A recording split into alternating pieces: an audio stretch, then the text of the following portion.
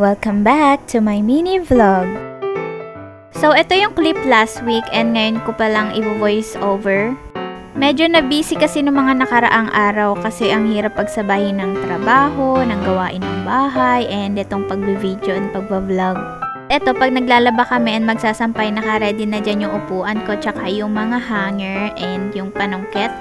And ako yung naglalagay ng mga damit sa hanger, tapos si Bian naman yung naglalagay sa sampayan. Kapag nandito siya, medyo nagagaan talaga yung mga trabaho ko dito sa bahay kasi may katulong ako, lalo na sa pag-aalaga kay Choco.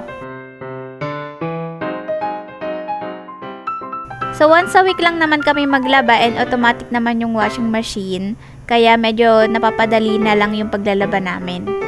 Yung washing machine pala na gamit ko is galing pa tong Laguna, so napakatagal na neto, parang 2010 ata to. Ito yung pinakaunang automatic washing machine and napamana lang sa akin to kasi hindi na nila nagagamit.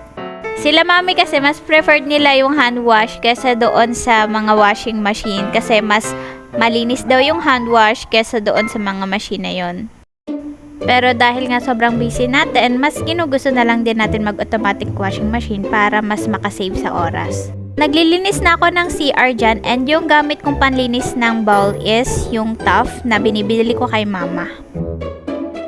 So every week, ayan lang naman yung routine ko sa kapag medyo konti na lang yung ginagawa ko sa work, nagsisingit ako ng mga gawaing bahay para nakakapahinga ako kapag rest day ko kahit papano. Pinanglinis ko sa wall is yung sa glass cleaner. Let me know kung may mga tips kayo on how to reduce yung mga puti-puti dyan sa wall. Bukasan naman, pinapalitan ko yung frame ng binili kong bagong salamin kasi hindi siya akma sa mata ko. Pero ayang bago, sobrang perfect na. Nakapanibago kasi first time ko magkaroon ng plastic na frame.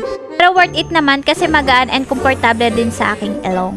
So after kong kumuha ng salamin, nagpa-check up lang ako and kumain na kami sa KFC ni Bien.